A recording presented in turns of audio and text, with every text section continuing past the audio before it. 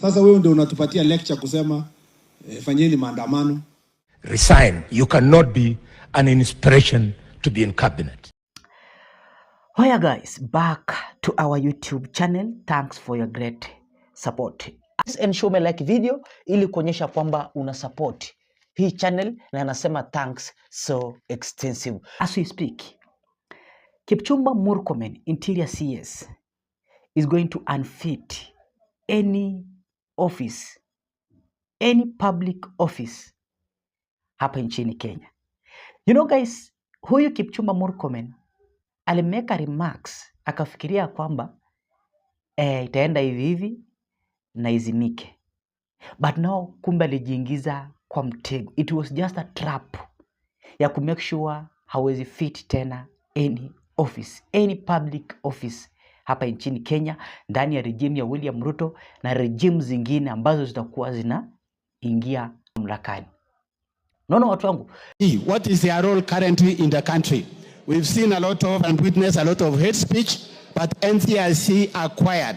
They are supposed to come out and protect. Another thing, Mr. Speaker, is the IPOA. Criminals should not use IPOA as a way. Thank you, Honorable Speaker. Allow me to send a message of condolence to the people who lost their loved ones, and in a special way, Mama Brian Dongo from Olkalau. Honorable Speaker, having said that, this House must look at what happened yesterday like a timing bomb. There is clear disconnect between the Gen Z and the country leadership. And this House, no, we cannot pretend that we don't know. We know the issues of unemployment, the issues of abduction, the issues of continued killing of their colleagues, and that is why the Gen Z came. And the Gen Z are normally very peaceful until they are brutally provoked by government-sponsored goons. Sakaja plan failed. Gen Z finished their demos at 4, and the goons that were organized came on the street to loot. And we cannot call the Gen Z the looters. We cannot call them the goons. They are goons who are sponsored by... Member of Parliament walikuwa nakatishwa from saying the truth. No, watu wangu. Kumbuka Senator from Nandi, Samson Cherargei, alionya William Ruto mapema kabla huyu jamaa uweze kuzungumza hii ushiti, kwamba huyu jamaa now that huyu jamaa ameshindwa kazi ya Interior CS, Professor Kithure Kindika anaweza fanya hii kazi yote kwa Deputy President na kwa Interior CS, because Murkomen ameshindwa kazi ya Interior. Ameshindwa. Na ukiangalia jinsi ambavyo huyu Murkomen alikuwa anajibu maswali pale kwa Parliament, then you are going to realize that even to the Senate, utakuja ku realize that huyu jamaa hafit hiyo docket ya Interior CS. No, watu wangu, sikiza. Become a Minister of Interior and also become the Deputy President, he can do it because now the minister in charge is busy with social media, is busy traveling outside the country, is now in Switzerland while the security of the country is deteriorating. He has been, we gave him the budget that is needed, we have given him the laws, and therefore I think it is a high time that changes must happen and heads must roll. They either shape up or shape out. That is as we say. To our office, Mr. Speaker, the day I will be called again, and we were supposed to interrogate today, but the day I will be called again, we can be able to look at these issues. But Mr. Speaker, every case is investigated independently, and Mr. Speaker, every person who is held culpable is brought before justice. Mr. Speaker, Senator Kisang has said a true thing that, Mr. Speaker, perhaps, Mr. Speaker, we should be also expending our energy to make sure that, Mr. Speaker, we deal with banditry. We are doing everything possible. Mr. Speaker, let me say this. The problem of banditry, particularly where Senator Kisang comes from, which is also my home county, Mr. Speaker, and the entire Kerio Valley, has been a problem since 1975. Mr. Speaker, it had been so intensified in the last 2 years that it was a big problem 2 years ago.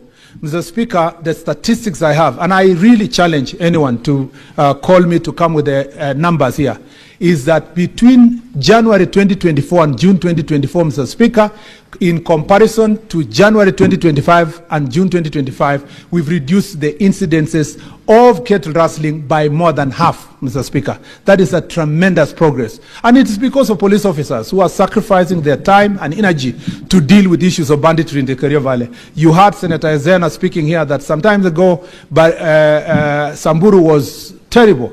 And Mr. Speaker, we are working hard to make sure that we deal with this issue, even as we fight the bigger issue of proliferation of small arms, the access of ammunition from the neighboring countries, porous borders, and all the challenges that we go through. Our police officers are doing everything. And being a person who sat in this chamber again, and I've been challenged, and raised serious issues about banditry, Mr. Speaker, I have the responsibility to do everything to make sure that that region, Mr. Speaker, we get rid of bandits, and we are doing so. And therefore, Senator Kisang has referred to the case of Father Alois.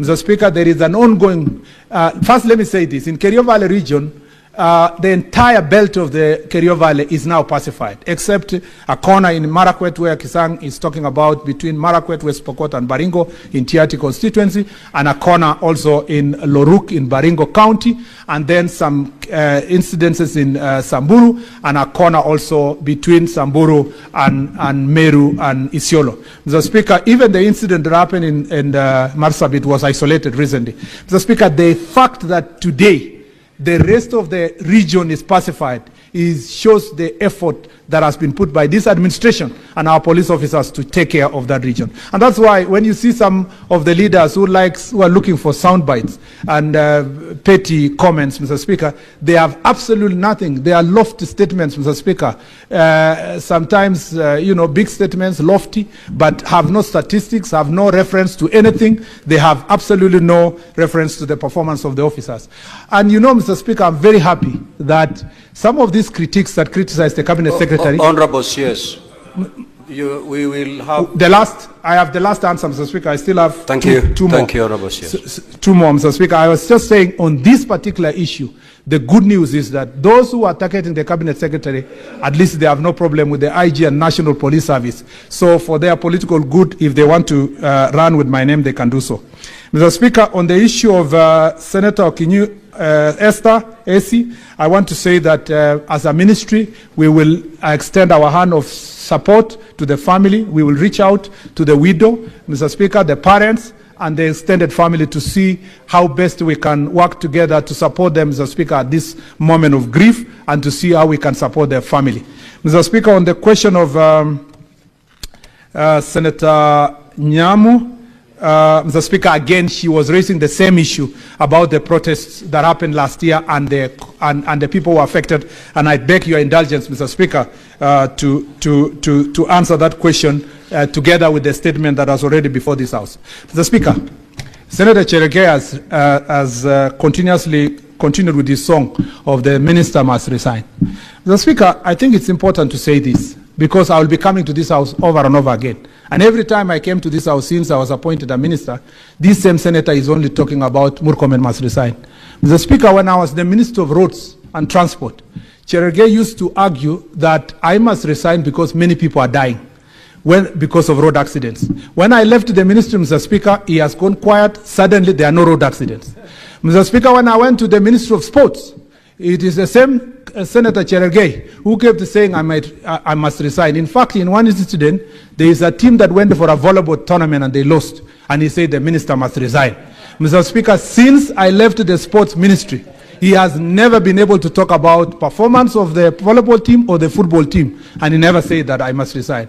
When I came to this ministry, Mr. Speaker, he never waited for 2 months. He said the minister must resign.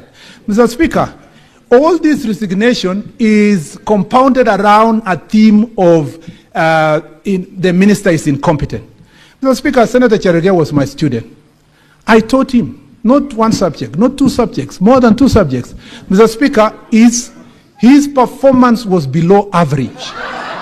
Mr. Speaker, he has no legitimacy at all, Mr. Speaker, to question my competence or performance. Honorable Mr. Speaker, Honorable CS, and I will table the results if it is required. Honorable CS, Honorable CS, the academic performance of any senator is not something to be debated here. I will go further, Mr. Speaker. I will not even talk about it. Honorable CS, kindly conclude and allow the other witnesses Mr. Speaker, since you gave him good time. We only have 20 minutes to be shared. I need to those four I witnesses. need 2 minutes of right of reply, Mr. Speaker, and I will be done. Conclude. Yes, Mr. Speaker, when I was a senator here, the biggest debate I ever had in this chamber was police brutality against the senators who were being arrested so that they don't vote in this house. Mr. Speaker, when I stood in this chamber and told the Speaker he must not sacrifice Kenya, it was because Senator Malala had been arrested, Senator Keleleko had been arrested, Senator Lagata has been arrested, Mr. Speaker, to reduce the numbers of people who are voting to defend people from marginalized areas, including Kilifi County. Mr. Speaker, that time, Senator Cherargei was opposed to any process. He told the Speaker in this chamber, and the answer will bear me witness, that we must progress and vote because, Mr. Speaker, he cared less. Mr. Speaker, if performance is anything to go by, anyone else can assess my performance, not Senator Cherargei, Mr. Speaker, in that regard. Mr. Speaker, I want to say this, that I can say many things, which I don't need to say here, but I want to conclude by saying, Mr. Speaker, this chamber is a very serious house. If I always have to come here for one individual to always be talking about incompetence, he must resign. That is a normal song every day. He doesn't provide evidence, except what he used to do here to ask questions, Mr. Speaker, that are procured from out there. What else does Senator Cherargei feel like he has done in this country? I must say that we must respect each other. We must respect people's offices. We must respect it. And when people question you the way some senators have questioned me here and asked me about my performance, I respect them because it's objective. But not every time you say this and that, Mr. Speaker, it reduces this august house, which I served gladly, Mr. Speaker, to a place of vendetta. Mr. Speaker, I beg to submit and I thank you. In this house. Thank you, Mr. Speaker. Senator Fernandi County. Finally, Chair, Bangetu Jidaran, Mr. Speaker, I want to ask the following questions. One to the IG and DCI. CCTV, we need to do the CCTV of Central Police Station. They are said has been tampered with. We need accountability from 9 p.m. Saturday, 7th June 2025 to 8 June 2025, 4 a.m. Sunday. And yet in the records of OB, your current book, it says Albert was booked at 3:45 a.m., 2:35 a.m., and he was dead by 3:45, Mr. Speaker. Speaker, to the CS, you flew to Nandi a few weeks ago when Father Albert Alois Cheruiyot Bates was killed. You told the family you know the killers. People have been ill in Angata Baragoi. People have been killed, Father Maina. Mr. Speaker, when you read Article 245 and 240, the Ministry of Interior suffers from leadership crisis. And it is good the nation has seen the incompetence of CS Murkomen on this matter. And if anybody has to resign, we must start with the Cabinet Minister Murkomen, Mr. Speaker, because that is where the buck stops with, Mr. Speaker. And I want to tell you, Murkomen we have today is different. Abraham Lincoln said, if you want to know the true test of a man, give him power and money. If all of us can withstand adversity, Mr. Speaker, and the CS must tell this nation, because I heard he has a wrong assertion that he's barely in office 6 months. Does he need 10,000 years to make change in this country, Mr. Speaker? Finally, he has not presented any policy on police brutality as per Article 245 and 240, Mr. Speaker. I think it is a high time that the President must do a reshuffle, take the Cabinet Minister of Interior back to sports, because he like lettering Muchezo in the business that we are discussing about this country, Mr. Speaker. And we will not sit and allow this to happen, Mr. Speaker. Everybody must be held to accountable, Mr. Speaker, and there is no law. Mr. Speaker, is PS, and I want to find out from him, is PS Omolo, when Ongondawere was killed, he used to give blow-by-blow information. What is happening to Albert Ojwang? What is happening to Father Alois Cheruiyot Bates? What is happening to Angata Baragoi who was killed, Mr. Speaker? He must be held accountable. If he doesn't want to be held accountable, let him take a walk, Mr. Speaker. So my questions are to the CS and the question to IG and DCI, Mr. Speaker, so that we, and being a guest of most of these cells, I have slept in them, Mr. Speaker. And I don't fear to sleep in it in future. Because I know how to maneuver myself. The only danger is I might be killed. But what I want to find out from these police cells that we're having, is it have CCTV cameras in most of these, Mr. Speaker?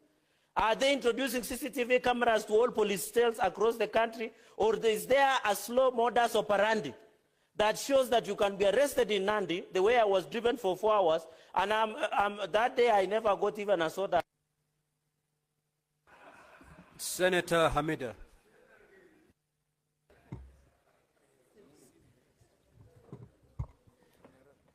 Asante Bwana Spika. Waswahili wanasema mkuki kwa nguruwe, kwa mwanadamu uchungu. Watoto sio Albert peke yake, lakini watoto wengine pia wa watu wamefariki. Huu ni mwezi wa akili, wanaita mental health. Nashindwa kama wazazi wa Albert wamezungumziwa. Wazazi wa Albert kama serikali. The Constitution did not give me the eyes to see who is culpable. Those eyes have been given to the investigatory authorities under 245 of the Constitution, and that is why you rightly invited me, but also invited the independent institutions. Jibu hili la Murkomen liwakera maseneta ambao walimtaka kujiuzulu kwa kutowajibika kuhusiana na kifo cha Ojwang. Please, for the respect of this young man, you are yet to grow a child up to the age of 31. Can you immediately resign? You are not fit to be in that docket. It's actually a shame. CS Murkomen, you can and you must do better. On this one, you can and you must do better. You must be the first person demanding answers before we even bring you here. We are here pained for what the police have done. Murdering a Kenyan in a police cell. Somebody's only child. How heartless can you guys be in the police force? Maseneta pia wakimsuta Murkomen kwa kuonekana kutochukua usukani inavyostahili kuhusu kesi ya Ojwang, akiwa kimya na kuachia makundi mengine. Resign. You cannot be an inspiration to be in cabinet. You say you have no eyes, CS. While we have seen you recently having very sharp eyes on political comments made by people, and you have been actually calling for the arrest of people making political statements that are not suitable to you. How can you have no eyes when a young man has lost his life in the hands of the police? And you have children. All of you have children. I also have children. Nobody will have any joy when you see somebody's son die. Ila Murkomen akijitetea vikali alisema kulingana na katiba hawezi kuhusishwa na uchunguzi wa moja kwa moja wa kesi hiyo. I confined myself, Mr. Speaker. I zeroed in on Article 245 subsection 4, Mr. Speaker, for purpose of the investigation, specific investigation touching on this particular gentleman. And guys, Katiba Institute imeweza kufile a petition that huyu interior CS hafai kufit any office, any public office hapa nchini Kenya. Na hii ndio kitu wanasema. Sikiza. Society organizations has taken Interior Cabinet Secretary Kipchumba Murkomen to court. They have filed a petition at the Milimani High Court accusing him of making reckless remarks, encouraging police to use force. The groups argue that his comments incited unlawful violence and went against the Constitution, and now they want him declared unfit to hold any public office. The petitioners want CS Kipchumba Murkomen declared unfit for office, claiming he incited unlawful violence and violated the Constitution. They also say his remarks went beyond his official mandate. Kenyans, let me tell you the bitter truth, the very bitter. Ukisikia kunitusi, you can go ahead. Kenya will never change. Until the day all Kenyans watawai kasirika, wafagie the entire house called Kenya. Wafagie yote. Si kufagia nusu then wanafikiria wamebadilisha Kenya. Unaona hii Kenya haijai badilika regime hata siku moja. The Kenyatta regime was Moi's regime. Moi's regime was Kibaki's regime. Kibaki's regime was Uhuru's regime. Uhuru's regime was Ruto's regime. Ruto's regime will be the next regime that is coming, combining all the other regimes as long as they are alive. Tuanze na Moi. Moi alichukua maministers wote wenye walikuwa Kenyatta. You can go and Google. Tuende kwa Kibaki. People said that Moi akienda nyumbani, he will be charged for sabotaging this economy for 24 years. Why was Moi not taken to court or jailed for sabotaging this country for 24 years?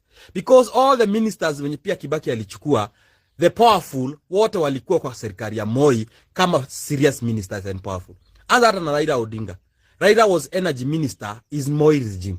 Akakuwa transport minister kwa serikali ya Kibaki.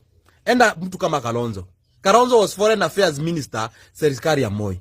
Akakuwa foreign affairs minister serikali ya Kibaki. Enda mpaka vice president Mudi Awori. He was assistant minister in Moi's regime. Akakuwa the vice president. Even Kibaki himself, he was a vice president in Moi's regime. Akakuwa president. Let's go to even Uhuru's regime.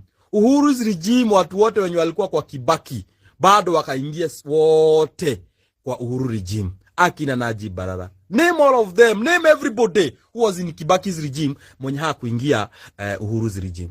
Twende Ruto's regime. Ruto's regime akakuja akawaambia Uhuru ni mtu mbaya, ameharibu economy, akawaambia mpaka KEMSA scandal. Minister mwenye alikuwa KEMSA scandal, Mutahi Kagwe, ndio minister saa hizi wa agriculture. Cherugui mwenye alikuwa that time mambo na water, mambo ya Kimwarel Dam zikihape na Aror, sasa akakuja akakuwa tena minister endi alikuwa in charge of Hustler Fund. Watu kama Monica Juma mwenye alikuwa foreign affairs akaingia tena sijui ako in charge of the cabinet sijui what.